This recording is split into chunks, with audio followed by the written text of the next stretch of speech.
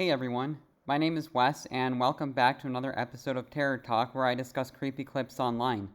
I created this original horror music to add to the video, and I hope you enjoy it. Be sure to leave your own comments, and when you're done watching, check the description if you'd like to listen to my music without the commentary. Now let's get into it and have some fun. This happened several summers ago when I was still living in my childhood home with my parents.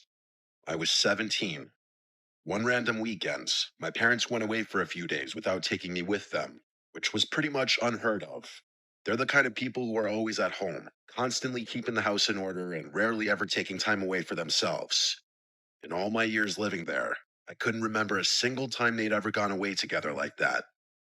Naturally, I decided to take advantage of the rare opportunity, and I invited over MJ, my girlfriend at the time, to spend. Isn't that crazy that there are people like that out in the world that they just never ever go anywhere for a vacation? Like, that is crazy. For me, I go on vacation once a year at least. Depending on the year, maybe twice. It really just depends on the year with my family and what's going on. But yeah, and I mean, plane tickets are crazy expensive right now, too. That's kind of like a horror story in itself. But yeah, do you know anyone like that? Let me know in the comments below because that's pretty crazy that some people are like that they just never go anywhere. I just have a really hard time wrapping my head around that. The weekends. It felt like a once in a lifetime chance to have the house to myself without any interruptions. MJ had this playful, devious side to her that made every moment feel a little more exciting than it should have been. Admittedly, that's one of the reasons why we didn't work out, but I'm not going to open that can of worms right now.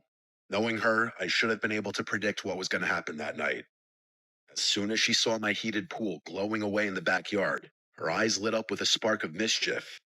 She told me we should skinny dip, grinning like it was the most obvious idea in the world.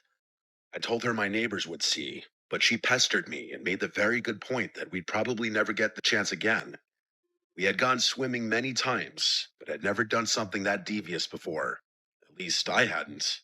I was always the well behaved, polite kid growing up. Even now, I sometimes scold myself for being too nice. Anyway, it took a lot of convincing for me to agree, but MJ had a way about her. Her enthusiasm was contagious, and before long, we were in the pool, laughing and splashing under the night sky. It was actually a really romantic moment, as cheesy as that sounds.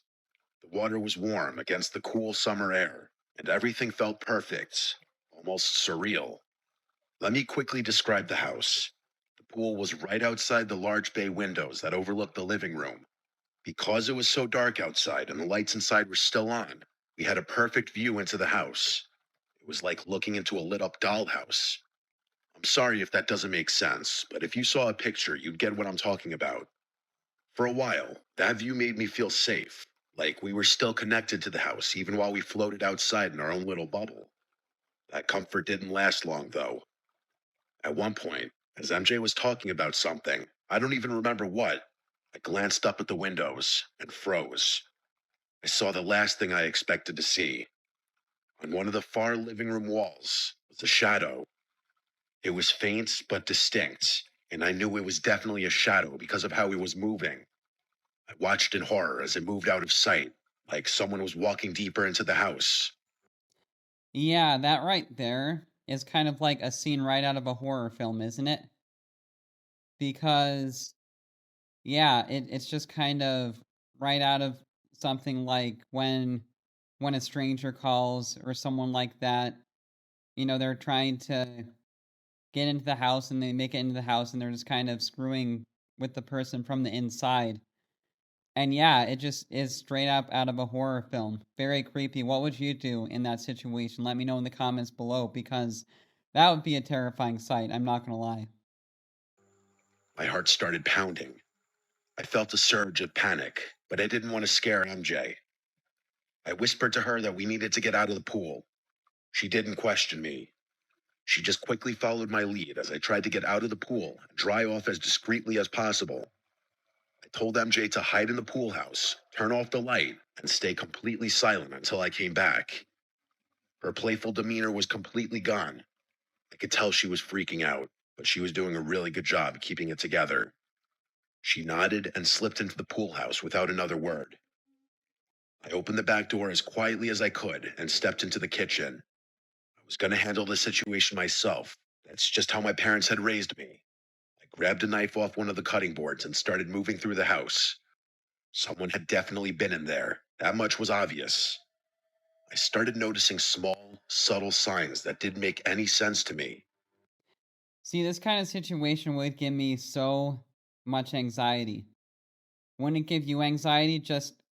I mean, a knife is good, but a gun would be better. Guns, for me personally, make me really uncomfortable, but that's just my thing. That's my personality, that guns make me uncomfortable. But yeah, this whole situation would give me just so much anxiety, but I gotta give his girlfriend credit for pulling it together when she needed to, because I feel like there are some people out there that have those kind of like super playful, mischievous personalities that don't take anything seriously, even when the person is clearly being serious. So the fact that she at least knew when to take things seriously, I give her credit for that. But this situation would just be so anxiety inducing, wouldn't it? A chair in the dining room was slightly pulled out, like someone had been sitting there. A picture frame on the wall was crooked. A coffee mug I didn't remember using was sitting on the counter. Stuff like that. Stuff that no rational robber would ever waste time doing. As I moved through the house, I started considering the possibility that it wasn't a robber I was looking for. My heart rate must have been insane at that point. I thought I was going to be tackled every 5 seconds, but nothing ever happened. I checked every room on the ground floor, but I didn't find anyone. All the doors were locked, and all the windows were shut tight. It didn't make any sense. If someone had been inside, where were they now? The more I wandered around the house, the more my masculine bravado disappeared. At one point, I just got fed up and decided to call the police. They arrived quickly and did a thorough search of the house and yard, but they didn't find anything either. No signs of forced entry, no footprints in the backyard, nothing. They couldn't even come up with a legitimate method of entry. One of the officers suggested I might have scared off whoever it was, but I wasn't convinced. At a certain point, it was too late at night to do much else. The police left. MJ and I were too scared to stay in the house, but we didn't have another option. We locked every door, barricaded the bedroom, and tried to get some sleep. Around 4 a.m., I woke up to the sound of creaking floorboards above me. At first, I thought I was imagining it, but the noise was way too obvious. Someone was moving upstairs. I listened for a while longer and started hearing footsteps moving down the stairs, like whoever it was trying to make their way outside. Adrenaline surged through me as I grabbed the knife I'd left on the nightstand. I told MJ to stay put and bolted out of the room. I moved as quickly and as quietly as I could, but by the time I reached the front door, it was wide open. Whoever had been inside was gone. I didn't even bother calling the police again.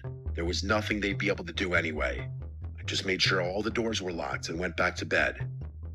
The next morning, the full extent of the intrusion hit me. All of our kitchen knives were missing. All of them, which was definitely not something a rational person would do. They'd also taken smaller items, some cash, a few watches, random electronics, but it was the knives that haunted me. It felt like whoever had been inside had left a message, though I couldn't figure out what it was. When my parents came home and I told them what happened, they were surprisingly understanding. I'm not one to scare easily, never have been, so this experience honestly didn't affect me much. But even now, I still sometimes acknowledge how strange it all was. I was never able to figure out how that person had gotten inside, or where they had been hiding while the police searched the house. This is always going to be one of those odd things that just sticks with a person forever.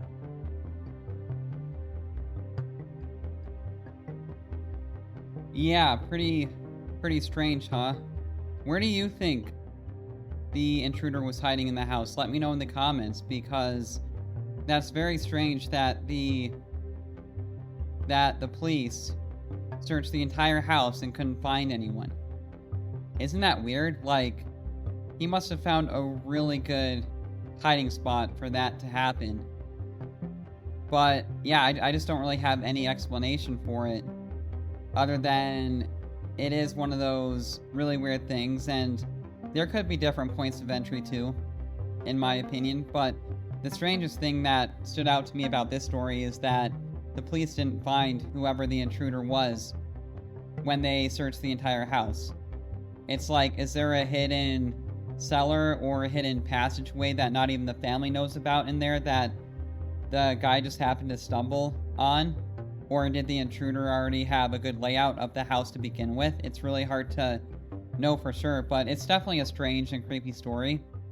And I hope that you enjoyed my commentary and the music, and I will see you in the next video.